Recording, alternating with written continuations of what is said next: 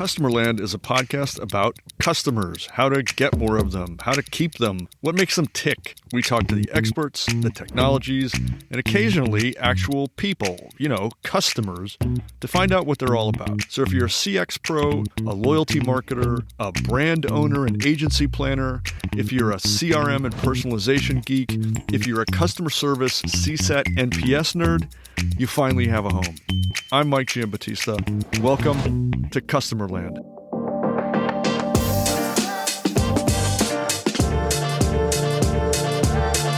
Andy Hermo is Chief Operating Officer, recently named, of iSeatz. And we've published a handful of the materials and the surveys and the research from iSeatz over the past couple of years. But this is the first time I've had the opportunity to speak with an actual human there. We've traded millions of emails on this stuff. But Andy, it's good to meet you, and thanks for joining me. Yep, Mike, thank you very much. I appreciate the opportunity. Yeah, so just by way of introduction, maybe tell us what iSeatz is all about, and then we can start talking about this membership survey, which I think is going to be really eye-opening for a lot of people. Sure. So, iSeatz, kind of keeping it simple. So we provide digital commerce and loyalty tech solutions to our clients, and so that they can offer travel and lifestyle booking and reward opportunities to their customers. So, the big difference is where many of the players in our space will offer kind of traditional travel products like air, car, hotel. We kind of go beyond that. We introduce, travel and lifestyle and experience, products, so that we can, help our clients to create experiences for, their customers. So, and what that, enables them to do is to offer many more options for, earning and redeeming, Sure. Loyalty points. Can you, yeah. Just for example, what would some of those kinds of more robust experiences look like? Of course, you've got air, car, hotel, and then there could be activities, right? And activities can be the full gamut of tours, excursions, any local activities that you might do in a local market. There's also adding in dining and food delivery services. It could be the intention is that air, car, hotel, once you're in the destination, you fly to the destination, you're staying in the destination, is to be able to engage members more frequently throughout their stay to create a far more engaging experience for them throughout the entire trip. Gotcha. Yeah, I true confession, I was aware of that, but I'm not sure our readers were, so I kind of set that one up there. Thanks for the softball, Mike. Yeah, my pleasure. You'll owe me for that later. iSeatz just came out with a membership survey, which is pretty interesting, just by virtue of the fact that our audience, listenership, readership, hails from the loyalty space in large part, loyalty and CX, really. This is pretty important because you've been operating in the space for quite a while. Loyalty loves buzzwords, especially empty ones. It's a better buzzword if there's no substance behind it. This, on the other hand, there's actual data here. So I think it's going to be interesting to just kind of open that up and see where it goes. But let me just throw a couple of things your way. Sure. First, their membership-based organizations can have a lot of different flavors, but how do they differ from traditional loyalty programs? Just give us that as a starting point. Yeah, sure. So, I mean, in terms of the flavors, right? So when we look at what is inclusive of our definition of membership organizations, so there's professional associations. So American Medical Association, National Education Association. There are trade associations. There's social clubs, Rotary Club, Elks, et cetera. And then there's warehouse clubs, and that is a kind of a big opportunity space. So the Costco's, BJ's, Sam's, et cetera. And then lastly, there are more subscription like service providers. So like the Amazon Primes, Walmart Plus, et cetera. So that's kind of the definition. And at the end of the day, when you look at traditional loyalty programs and when you look at membership programs, they both place a high, an emphasis on value and cost savings. Okay, so all of their members are looking for that opportunity to save money on travel, and overall they're looking for value in the overall trip that they might be buying from that provider. But the thing that is the big distinction is that for membership programs, their members are mostly driven by affiliation, with the organization. Right. So it's that organization affiliation, it's shared interest and values that drive their engagement much more so than traditional loyalty programs, which are a lot more transactional oriented. So there's a whole different kind of a relationship at play here. Sure. I mean, it is about in not all cases, but many cases, it's about a deep connection, right? So, for instance, I come from a military family. My father was in the military. My son is at West Point. I'm a USAA member. I am super loyal to USAA because of that affiliation. Right. And I know when I exchange or converse with other USAA members, it's the same degree of Right. Loyalty to that brand. But there are other things that are unique in terms of people in membership, in who are part of loyalty programs with membership organizations versus your traditional loyalty programs. So they are far more engaged. So our data showed us that 80% are engaged at least weekly in their loyalty program. I think any other loyalty program would pay for that kind of engagement. 100%. 33% engaged daily. Yeah, that's wild. So we're talking about an entirely different engagement model. And so, that's why this is such an interesting space for us, because wow, imagine if we were, if our clients fully leveraged, all of that engagement and monetized, that engagement by providing full, experiences. It's an amazing opportunity. And then when you look at, there's also kind of like within our definition, there's the subscription programs. With subscription programs, it's even a more impressive story in that first of all, people who belong to subscription programs 56% of them belong to more than 3 programs, right? And then they are more willing to spend because they are a subscriber. But the really interesting thing is, so 73% of them interact daily with that program. That's and just nuts. So it is absolutely nuts. So, trying to kind of, that's why this is such an interesting opportunity for us. I mean, we look at this segment and we say, wow, imagine if the players that do loyalty really well, like in the financial institution space, right? Like Amex, Chase, Citi, Capital One. Imagine if these membership, companies focused on loyalty the way those companies do. They have a what I believe that's kind of like the next big area of opportunity. That's massive. Can we talk a little bit more about some of the distinctions? I mean, we mentioned the kinds of, like, it's the nature of the relationship with these organizations is different. Engagement is different, but along the way, you're probably picking up a lot of the nuances of how that engagement plays out. Yeah. Because quantity of engagement's important, how frequent and all that, but can we talk a little bit about what that engagement actually looks like? What are they engaging with, and their preferences? Yeah. So and I think what the key drivers are for that degree of engagement is it's all about having access to everyday discounts, right? Not like, oh, I got an offer for a trip or a component of a trip, and it's discounted. This is everyday discounts. Also, Just because of the it's immediacy of and its availability. it, it, it's a little bit of both, Yeah. right?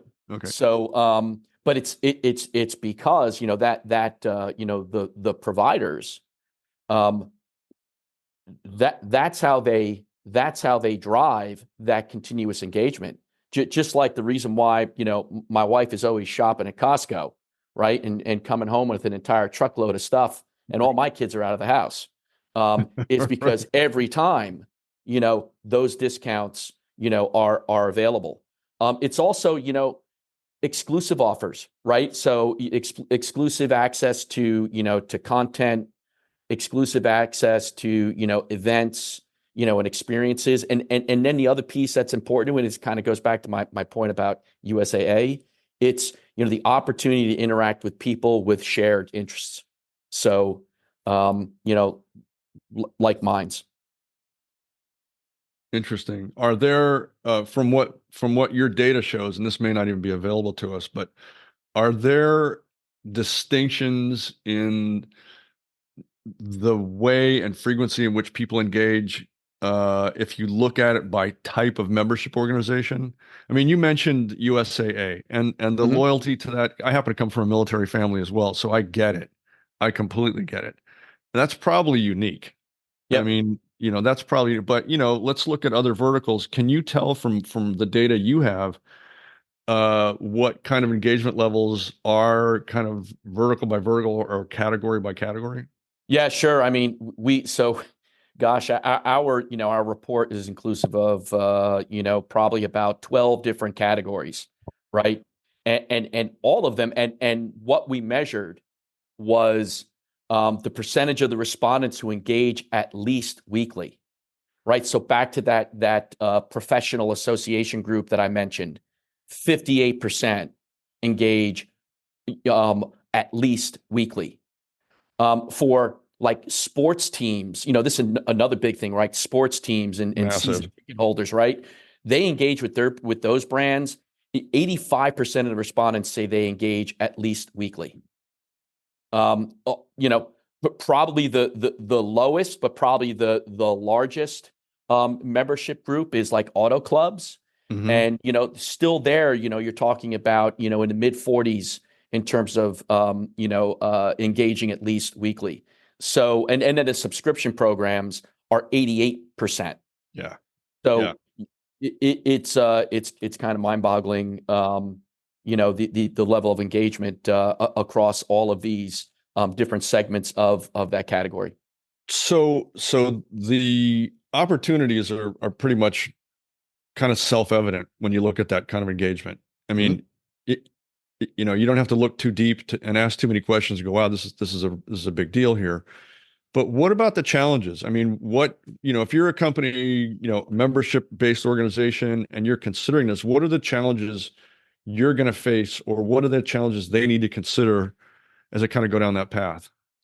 Yeah, I think, and this is one of the things that we focus on in most of our research. So we've always focused on this when we look at traditional loyalty programs. But what really stands out is that there is without a doubt a disconnect between what the members' preferences are, what they're looking for, versus what the providers are focused on, right? So, for example, when we talk about discounts and how important discounts are, 48% of the consumers that we engaged in the survey, that's what they value most out of anything is the discounts. Yet only 11% of the organizations that we surveyed,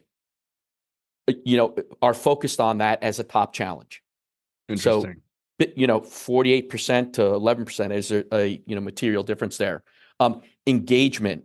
So 36% of the consumers surveyed, they cited engagement related reasons being things that they value the most. So, is it an engaging user experience? Is it easy to understand how they can earn their points, how they can earn their, burn their points, what programs are available to them. So 36% say that those things are important, yet only 18% of the organizations show that that is a top priority for them.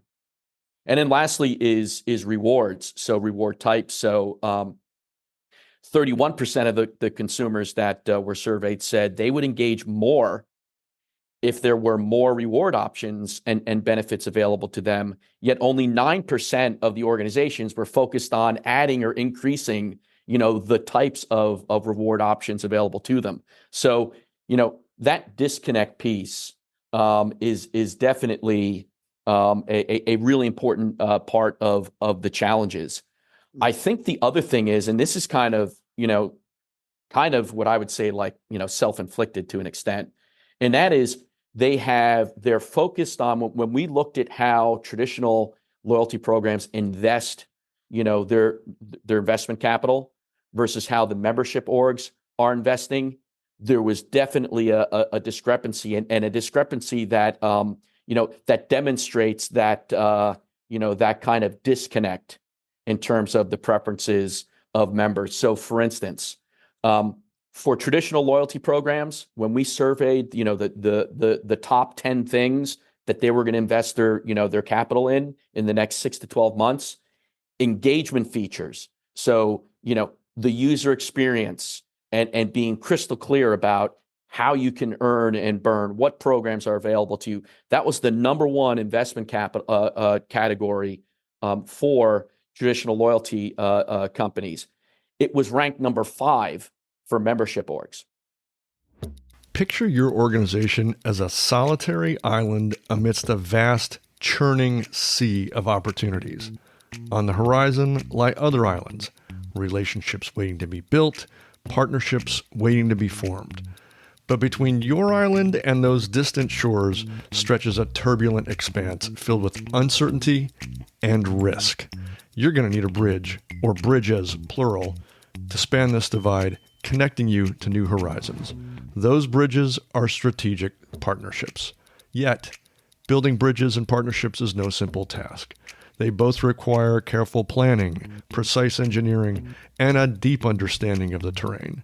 Missteps can lead to collapse, leaving your business stranded on its island. Tectonic builds strategic partnerships, helping organizations navigate the treacherous waters, ensuring that those bridges are strong and resilient and scalable. There's a reason why some of the largest, most progressive companies in the world are retooling their revenue models and investing in partnerships. Find out more at tectonic.co. That's TECTONIQ.co.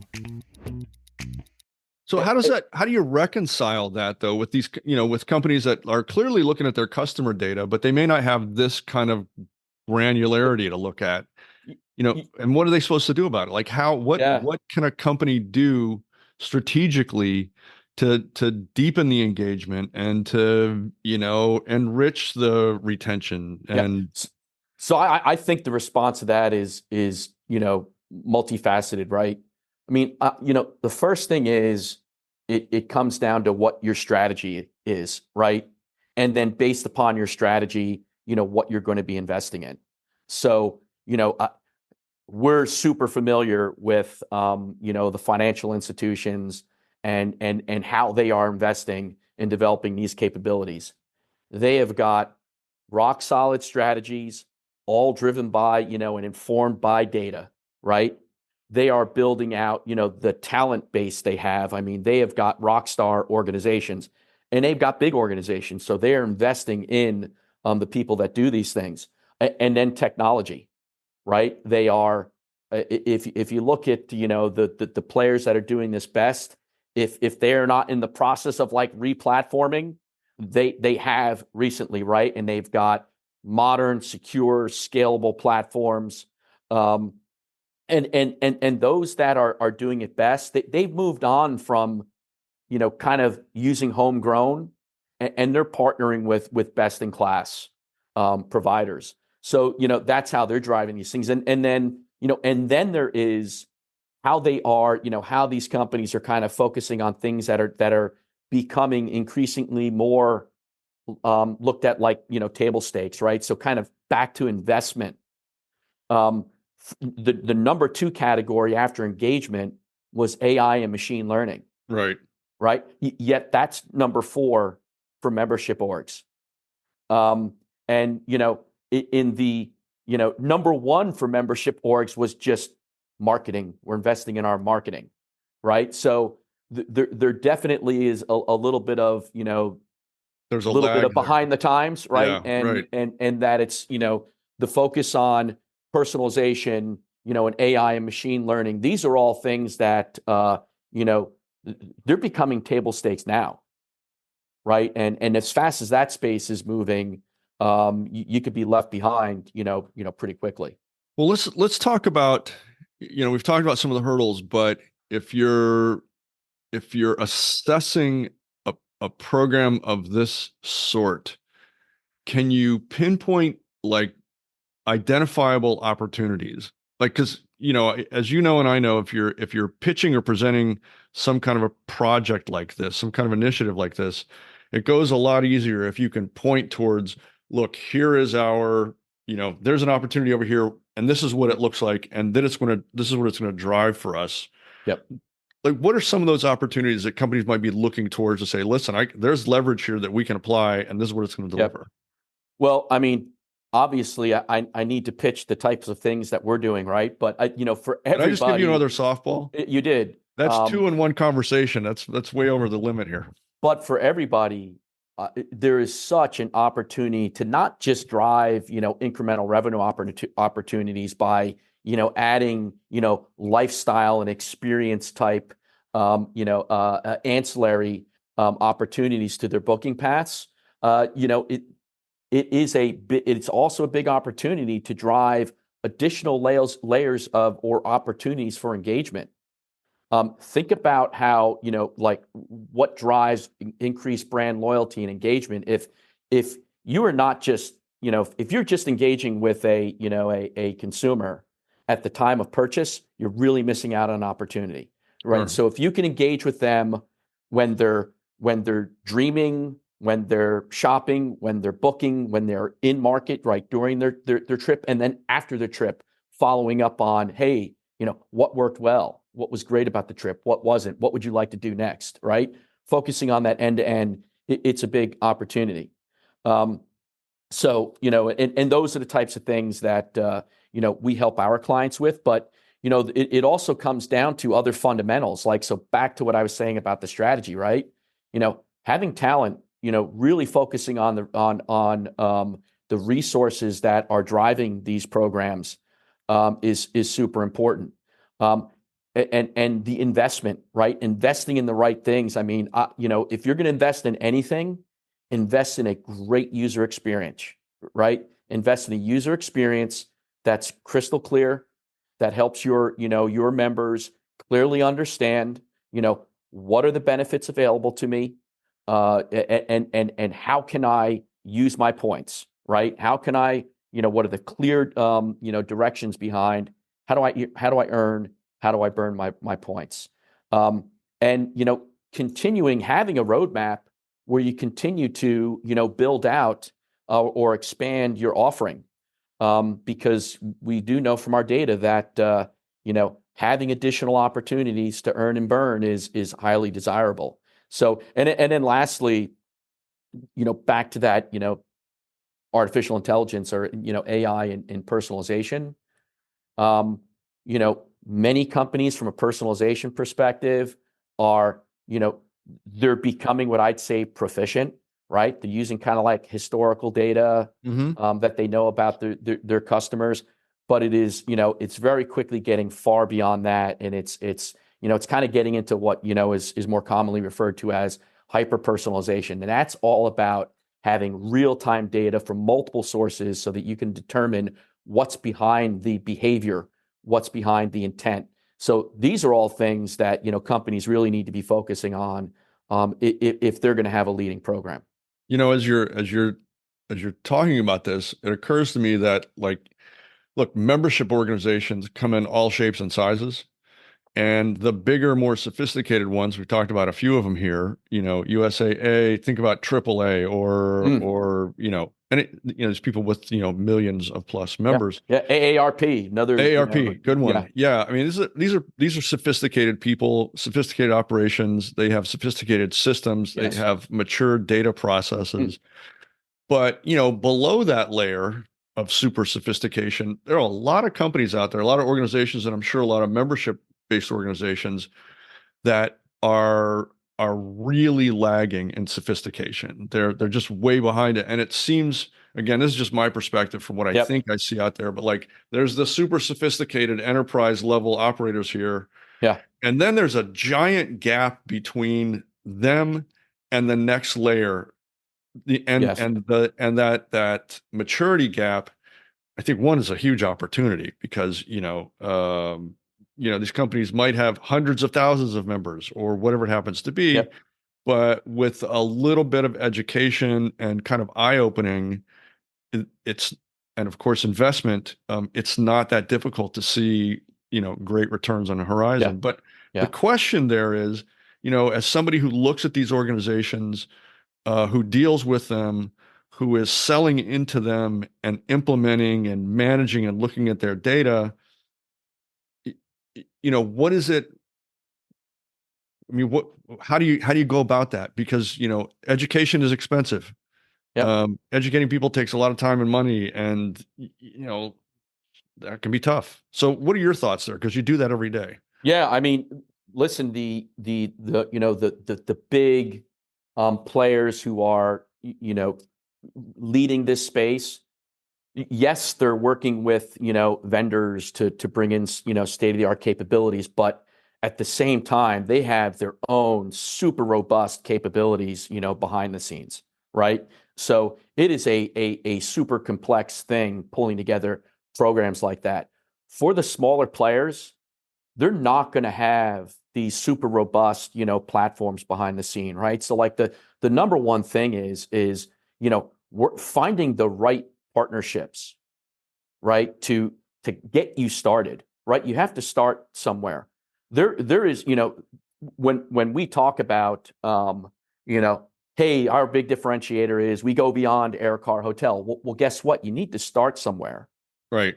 and the big ticket drivers are air car hotel, right? And there are all kinds of partners, like iSeatz that can get you going, right?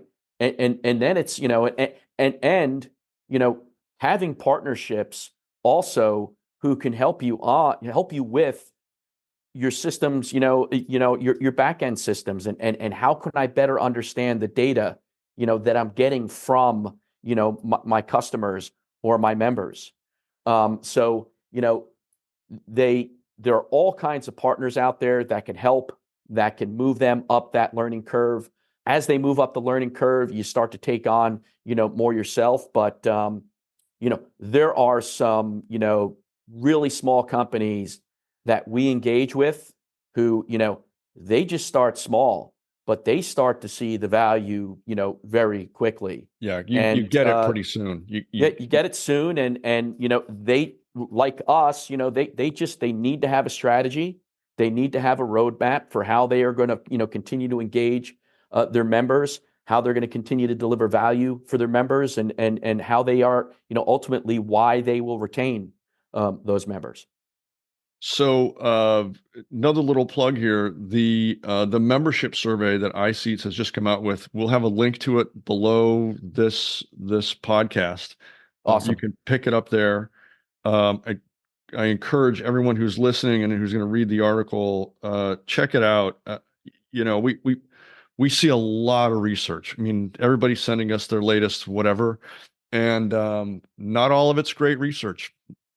And not all of it's really worth looking at. A lot of it's regurgitating stuff that somebody else Mhm. produced, or it's just not really data based. On the other hand, iSeats has consistently delivered, I would consider, eye-opening, surprising, and actionable stuff. And I think this is another one of those examples. So, Andy Hermo, thanks for your time. This is huge. And next couple of times we talk, we'll have new data, It'd be great to talk about the past surveys and what they're looking like now.